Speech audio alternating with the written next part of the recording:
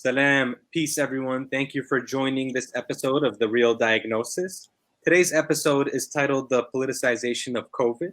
I have an esteemed guest with me today who's decided to come on and talk a little more about this in a paper she recently published. We have Shireen Ashurafa, who is a master's educated counselor, certified change coach, previously a university lecturer and writer, and she's the founder of an inspirational platform and advice column, Dear Shireen. Shireen, thank you very much for coming on. We appreciate you joining. Thank you for having me. I appreciate it. So you recently published a paper called The Political Framing, the U.S. COVID-19 Blame Game. Can you just give our viewers just a little introduction about what that paper was about? For sure. So I had the privilege of working with a great and also diverse team. I'd like to introduce, Dr. Karim Darwish, who is a principal scientist at the Arabic Language Technologies at QCRI. And I also worked with Dr. Wajdi Al-Zaghwani, who's an assistant professor in digital humanities within the Middle East Eastern Studies Department of the College of Humanities and Social Science at Hamad bin Khalifa University. And then, of course, there's myself. So we were an eclectic team, and we actually wrote this paper for a conference. It's the Social Informatics Conference, and what it does is that it brings together computational and social science. So that was the inspiration behind it, basically. And how can we incorporate it during this time? And I think that it was pretty obvious, COVID is basically what's on everyone's mind. And how is it from a social science perspective, what can we incorporate? And through reading and then looking at the data, we recognized that framing was popular, something that was portrayed by both political parties, and we realized that blame was consistent as well. So that's where we got the idea from. Go ahead. Great. And so are you guys based out of Qatar, out of Doha? Yes. And so how is the situation in Qatar at this time in terms of the pandemic in comparison to the United States? We're obviously reaching daily highs in different states. This is something we're still very much tackling. A lot of states are having restrictive measures. Is that the same situation for you guys? No, not at all. Qatar did a phenomenal job from the beginning of tackling the situation, of testing, doing what they can to be proactive, and it's incredibly inspiring to see how far they went to ensure that the death count is low, to make sure that people are taken care of and tested. And basically, they were very, very responsible from the beginning, and that prevented a lot of negativity from transpiring. So that being said, it seems like you did not have a similar scenario like we did here, where things were pretty much explosive. There were a lot of trigger words being used. There's a lot of debate. So Yes. Did you notice at this conference that anybody else was looking at something similar to what you guys were looking at? I didn't notice because the conference is actually in October. Okay. So we weren't fully aware of what, we weren't aware at all actually of what other people might have submitted. This was, our independent thinking and, what we came up with from viewing the tweets, and the data collection, which was, done primarily by Dr. Wajdi and Dr. Karim. So when we got the data and we observed it, this is the trend that we noticed. Yeah. What were you looking for? How were you guys trying to acquire this data? What was it that was kind of coming up for you? So I think that it's not what we were looking for. It's what came to us from looking at it, right? Like it was, we saw things that it was kind of like it was, media. Twitter was being used for a political agenda. And it made sense, right? Because so many people use Twitter. So we realized that, hey, this is being used as a tool. But what kind of tool is it? And then we realized that it's a framing tool. It's, there's a blame mechanism. And that's kind of what... When you say framing tool, what's an example of that? All right. So I'll tell you what framing is. It's when something is portrayed in a particular way in order to construct a person's attitude towards the issue. And then from a political context, there's obviously political framing, right? And there's papers, multiple research papers that are written on political framing. Its issues are deeply framed in order to persuade voters to vote for a particular candidate. So these issues are either negatively or positively framed. And in this case, it's COVID-19. I see. And was there, I guess the question I'm trying to ask is, when you're looking at all of this information and you're looking at the United States and these tweets and Twitters, it wasn't hard to find a lot of these different scenarios where people are framing things? It was actually really simple because, these are pretty obvious tweets, right? It's I'll read some of them to you. I've pulled them up, yeah. So here's a few. Here is these are English language tweets, right? We stuck to English language tweets when collecting our data. They're COVID-19, coronavirus outbreak, coronavirus, corona alert, corona outbreak, corona, and COVID-19. Aside from that, even when there's table 1 and 2, if we discuss that,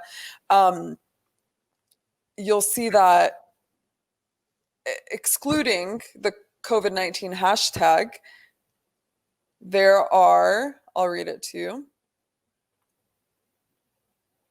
I'll read you the most popular ones. It's still COVID related, obviously, the frames. Here it is. I'm pulling it up. So here we go. For Democrats, it is Trump virus, right?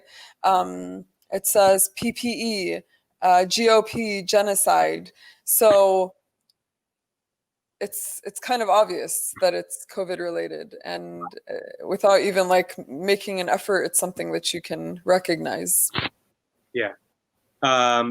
So I mean, this is an image of the new kind of COVID-19 cases per million. Mm-hmm. And you can see this is in the United States. I'm wondering if we can also pull up from the actual paper, if we can pull up some of the figures and tables from there, and maybe we can kind of go through that. But the Sure. language that you used, Shanine, it seems like a lot of the comments that are made, did you notice that there were similar words being used across different Twitter users? Like, did it seem coordinated at all or organized? It is. It's trending, yeah. And a lot of these are words and phrases and hashtags that are trending at the time. So I think in a sense it's expected. Okay. And I guess this is tough it's tough to figure out, but is there a precedence for this, and does it demonstrate any effectiveness? Have you looked into that at all?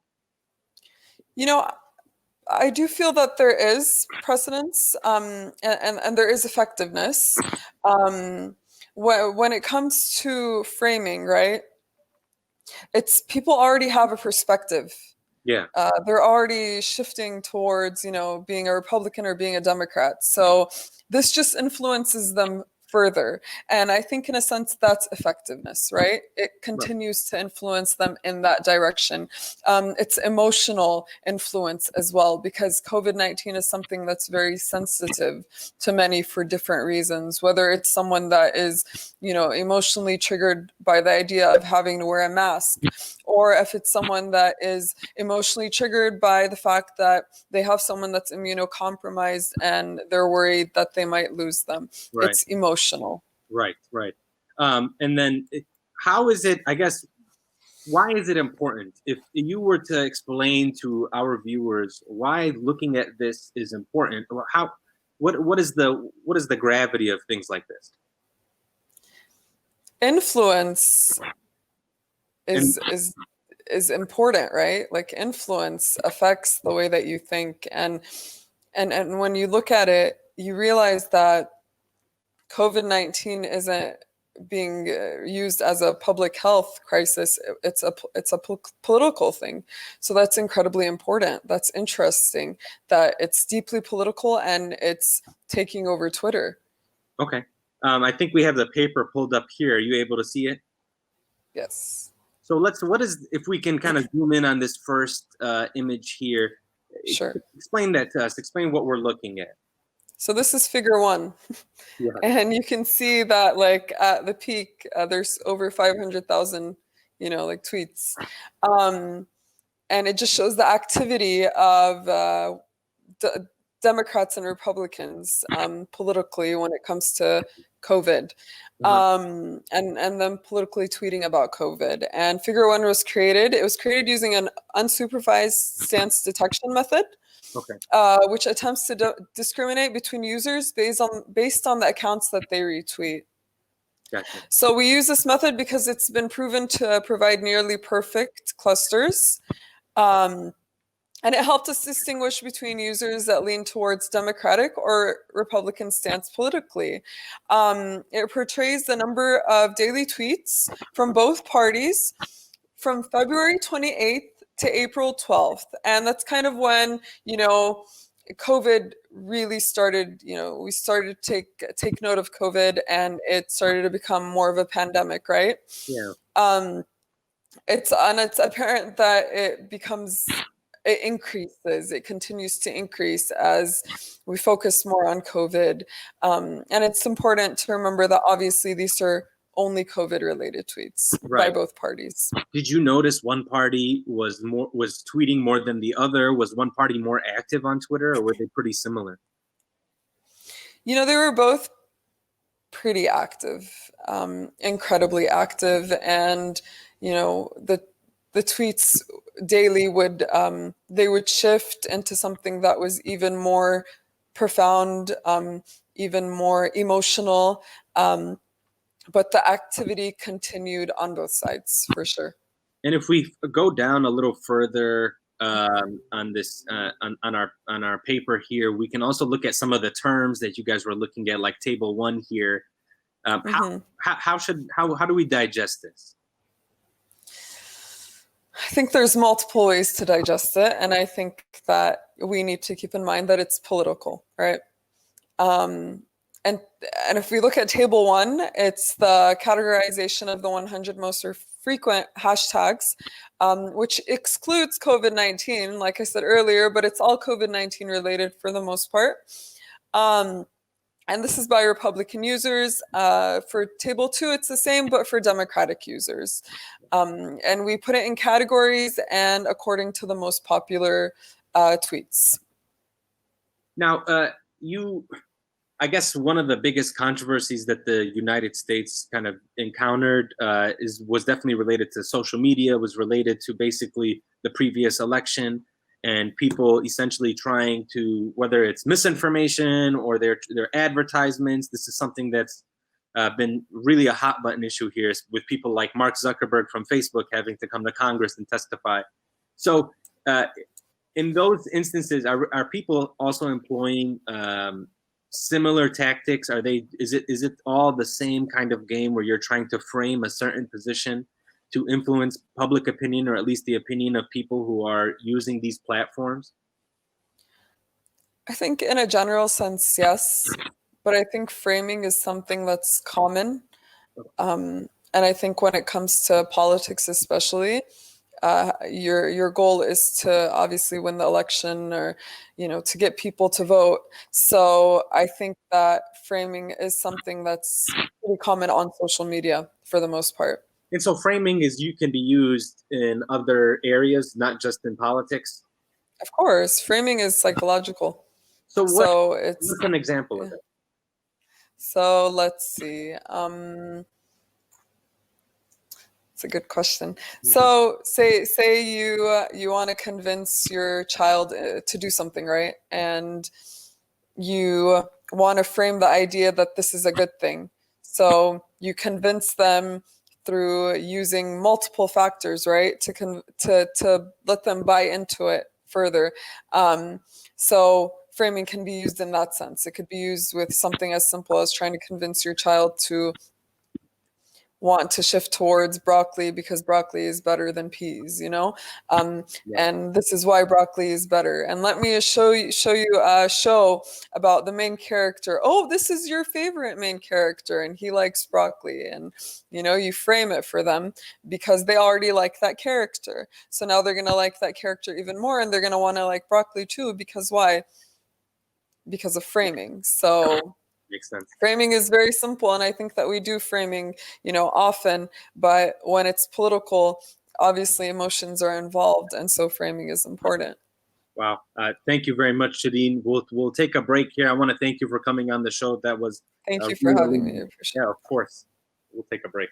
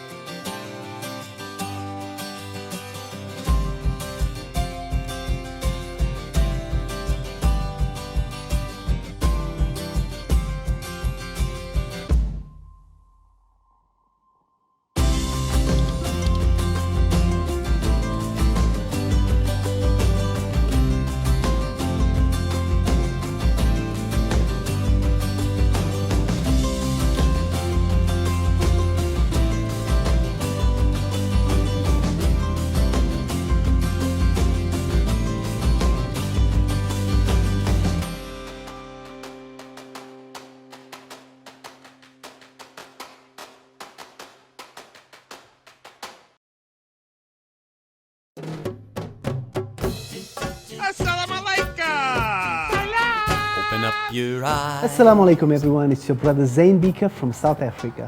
One of the first educational programs ever produced for Muslim children was the ever popular Adam's World series.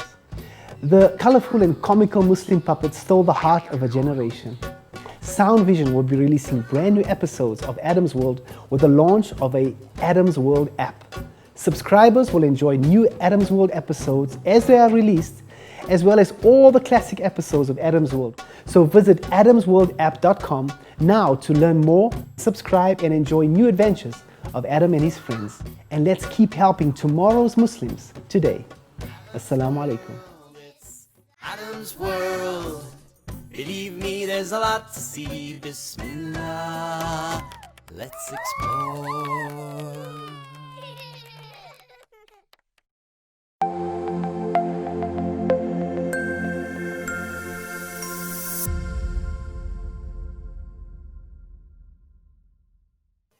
Okay, and we are back with the real diagnosis. This episode is called the politicization of COVID-19. We've got a couple of more minutes with our guest, Shadeen. I wanted to ask her a few more questions before we let her go. One of the things that the Pew Research poll, the Pew Research Center, they released a poll recently looking at Democrats and Republicans, and they were looking at their approach to certain things, and it was specifically regarding the COVID pandemic, and it was their behaviors. And so one of the things, just to give you an example of, was how comfortable would they be getting a haircut? So 32% of Democrats said they'd be comfortable getting a haircut. 72% of Republicans said they would be comfortable. They asked about sitting in a restaurant. 28% of Democrats said they'd be willing to sit in a restaurant. 65% of Republicans said they would be willing to sit in a restaurant. So what they were trying to gauge is the differences of behaviors with these political parties. And and my question to you is, do you think that the political framing, the stuff that you studied on Twitter, do you think it influences these behaviors, or do you think these behaviors kind of exist within a certain, here's my mindset, here's how I approach things, and so I'm more likely to do the framing as opposed to be framed, if that makes any sense? I guess what I'm asking is, how do you think the framing that exists on Twitter is something that influences behaviors, that creates some sort of position on these things, like going to get a haircut or going to a restaurant? I think it depends on the person. So I, as a counselor, I believe in person-centered, right? And I feel like, it's per person. And I do think that something like that might require more research to be able to tell. Yeah. But I do think that when you're on something like social media in general, whether this is associated to framing or not, it goes back to influence. You spend a lot of your time on social media, and a lot of what you see does influence you in general. So it's going to take it's going to influence you emotionally and cognitively, to a certain extent. What is that extent? I can't exactly tell you. I do believe that there's probably more research involved, which would definitely be interesting to do more research on, and ask questions, and try to comprehend the depth of it. So my last question before I let you go really is, what kind of advice, or what would you recommend for people who are using these social media platforms, who are not who may be exposed to different, who may be exposed to political framing, to all of these messages? How should somebody go about understanding maybe what some of the messages that are being sent to them are? What would you recommend? How should they, I guess, exist on these social media platforms? So I think that you're not always aware that framing is taking place. That's okay. So you don't always know that. I mean, had we done the research, I might not have known that, hey, there is, political framing going on via Twitter, and it's common. And, this was an eye-opening experience for me, and it was wonderful to do. It was very interesting. But like I said, you don't always know framing's taking place. But I think that you need to go in with an open mind regardless, and be aware, right? And not buy into everything that you read, obviously. And limit your time online, of course. And that's easier said than done, but it's doable. It's definitely doable. So I think those few things really do help you in the long run. And you choose what you believe at the end of the day. Awesome. Thank you very much, Shadeen. Really appreciate you coming on the show. It's It's definitely my pleasure. Thank you for having me. I really do appreciate it. Yeah, of course. We've got to get you back on in the future. Hopefully after your Inshallah. Inshallah. Inshallah, inshallah. Thank you so much. Thank you. Take it easy. Bye-bye. So as we move forward with this topic, there's a couple of things that we wanted to highlight. Today is an interesting day in the United States, particularly when it relates to the COVID pandemic. We have all-time highs of new cases, one-day records and fatalities in Florida and in California, in Texas. And it's clear to see that the response has not been adequate at this point from a public health perspective, from a medical perspective. And things like political parties trying to cast blame on one another is really complicating the matter. And that's when you start noticing some of these issues. The Pew Center research poll that I had mentioned earlier kind of gauges what somebody is thinking when they are going to leave the home during a pandemic. So you're always thinking about the risk that exists. So if I go to a haircut, if I go to get a haircut, or if I'm going to a restaurant, or if I'm going shopping, or if I'm going to go to a party, there are risks associated with that, especially during a pandemic. So who are the people you're going to be encountering? Are they high-risk people? Are you an asymptomatic carrier? Are they an asymptomatic carrier? Are there people there who have kidney transplants, who have liver transplants? And those are all things that are pretty concerning. In the United States, there are over 150,000 people that have died from COVID-19. There are over 4.4 million cases. When you look at the observed case ratios of people, of fatalities, the United States is in the top 10. So this is something that we need to consider moving forward.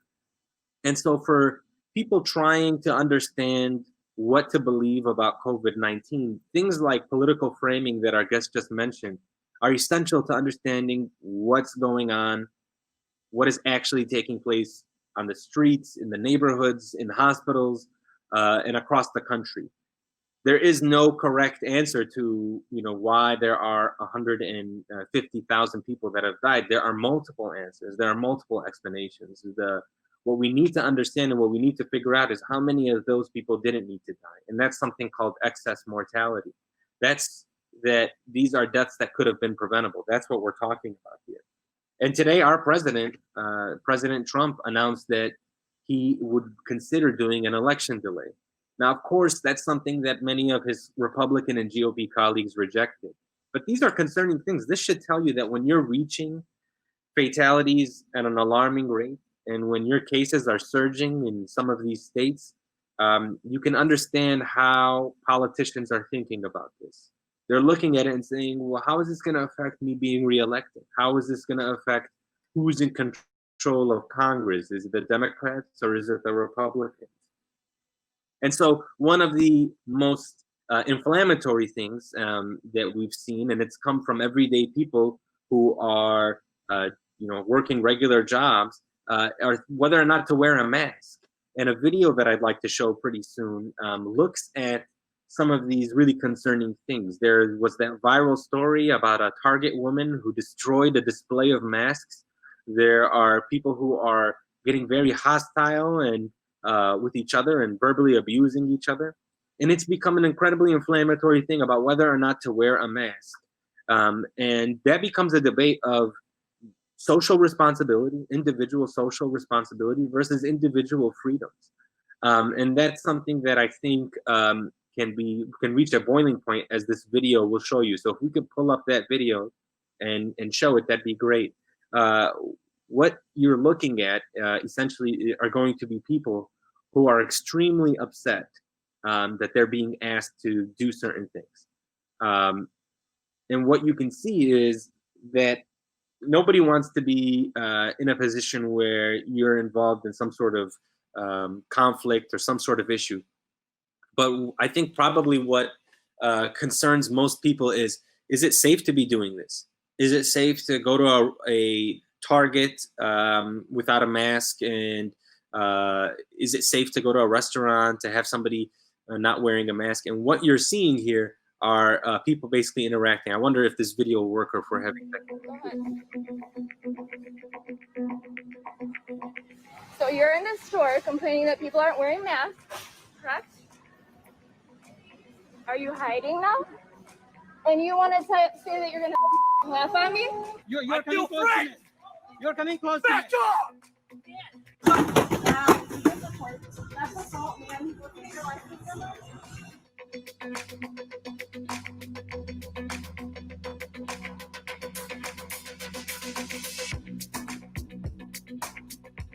Okay, so I think what you are seeing here is that it's causing a lot of, it's causing some serious emotions, like our guest Shireen mentioned, that there are things that are triggering people, things that are making people pretty emotional.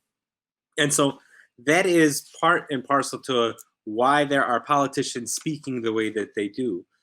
They understand that there are certain people who don't want the economy to shut down, right? And that is a major concern. When you have a pandemic and you want to lock down and you want to make sure that there are no spreading of cases to the point that's going to overwhelm your healthcare facility, there is going to be an economic toll that takes place.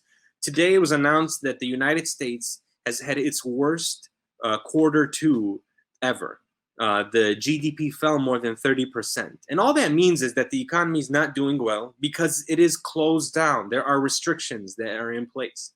And so the question that people are being asked is, how many people need to die that would make it okay for us to open up the economy, that would make it okay for us to go back to normal?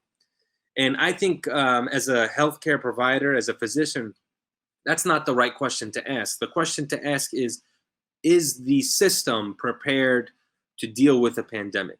Is the system prepared to fight the coronavirus? Is the healthcare system or the providers equipped with everything that they need? And the answer to that is it depends on where you live. There is no central government. There's no central healthcare agency, right? We have private insurance providers. and then we have Medicare and we have Medicaid. And so there's a lot of different things at play here. And there are a lot of different places that if you were to contract the coronavirus and you walked into a hospital, that they'd be able to take care of you and there'd be no issues and you would get the best possible care. And then there are other places like Elmhurst Hospital in New York City during the height of their pandemic that didn't have enough nurses to take care of people, that didn't have enough doctors to take care of them. And so people ended up dying. And that is a concern. It's not a question also of, are there enough ventilators? That's an important question, but are there enough people who know how to handle the ventilator and know how to make it work for the patient? That's a huge question that people need to ask. And instead of talking about that, it's become a political debate. It's become a political saga. I want to mention to you a editor of a conservative magazine. His name is R.R. Reno. He's the editor of a magazine called First Things. And it was in response to President Trump meeting with World War II veterans, and he didn't wear a mask. And so this is his opinion. And this kind of gets you into the mindset of how certain people are thinking, or how they're starting to frame, to use a word from our guest, how they're starting to frame the discussion. And what his tweet was he said, by the way, the World War II vets did not wear masks when they were meeting with Trump. They're men, not cowards. Masks equal enforced cowardice. The other thing that he highlighted was that masks are a fear-driven culture, and they're trying to control people. And so I guess the last comment I'd like to make in the final few seconds that we have is that this is a virus and that it is wreaking havoc on a country, and we see that by the number of people that have died. And I think when you listen to someone who tries to downplay it or who tries to make it a political issue, saying the Republicans are wrong or the Democrats are wrong, you should take that with a grain of salt. What's important is, are we ready as a community and a society to do what's necessary to fight this pandemic and to put it in the rearview mirror? And with that, I'll conclude. So I want to thank everybody for tuning in to The Real Diagnosis. We will take a commercial break here, and we'll come back and talk about what future episodes will hold. So thank you very much for tuning in, and come back and listen to what else we have in store for the rest of our time.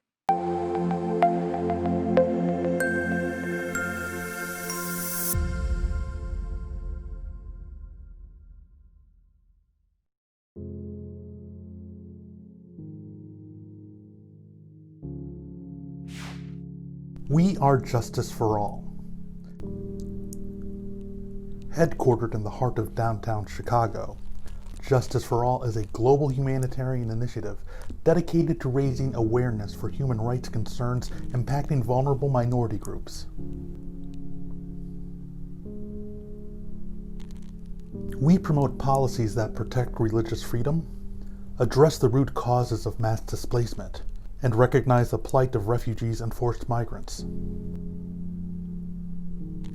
Our diverse team of staff and volunteers, led by Imam Malik Mujahid, work tirelessly to help Justice for All achieve their goals. Past campaigns covered a wide range of humanitarian concerns. Through Bosnia Task Force, imams and leaders of Chicago's Muslim community worked to ensure Bosnia became a top national issue. This led to life-saving American policies in Bosnia. A key accomplishment was helping to get rape declared a war crime. Initiatives also included Kosovo Task Force, Central African Republic Task Force, and Flint Coalition, which brought awareness to the water crisis affecting the people of Flint, Michigan. Highlights of our work include supporting Black Lives Matter,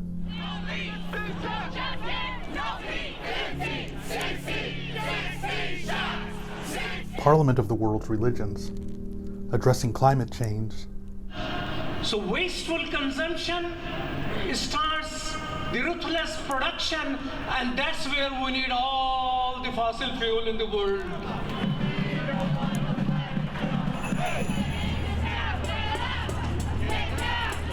And prominent media exposure. This is Imam Malik Mujahid, President of Justice for All. And I'm the Director of Outreach for Justice for All. And that's why we need to go back to what worked. Today we're demanding an apology from the CEO of Costco. The Chinese crackdown on Uyghurs and other Turkic people has only gotten worse. Current programs such as Burma Task Force advocate for the rights of Rohingya refugees in Bangladesh, internally displaced populations, and all those denied freedom of movement and at risk of starvation. Through this, we mobilized thousands of calls to elected representatives. This paved the way for the U.S. to increase funding for Rohingya refugees from $30 million to over $600 million. 2 of our documentaries were featured on international news outlets. The Rohingya People, A Slow-Burning Genocide on BBC World News, and Rohingya Refugees Tell of Massacre was featured on CNN. We've organized rallies, UN mission visits, expanded presentations on campuses, promoted research and report writing, outreach to think tanks, media, and other influencers. Faith Coalition educates about the Rohingya genocide and crimes against humanity faced by ethnic groups in Burma. We've traveled to refugee camps, convened a meeting of Karen, Kachin, and Rohingya leaders, both to encourage cooperation and to guide them in congressional outreach. We organized Rohingya Advocacy Day. This led to over 100 participants visiting the offices of 60 U.S. senators and congressional representatives. Free Kashmir advocates for the people of Kashmir. Long-term goals include the call for self-determination, the end of the Indian military's occupation of the territory, and raising awareness of Kashmiri issues among the American people. After the August 5th reinvasion of Kashmir, we organized national protests in front of various Indian government buildings, partnered with Stand with Kashmir, and launched a petition condemning the Gates Foundation's decision to present Prime Minister Modi a humanitarian award. Save Uyghur informs Muslims and neighbors of other faiths about the ongoing cultural genocide of Uyghur Muslims and mobilizes public support. Our projects include boycotting Chinese products with our Fast from China campaign, pushing Bill S-178 in the Senate, and organizing a nationwide protest of Costco.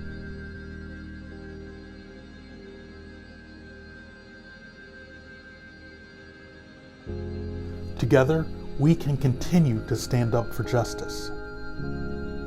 Justice for all.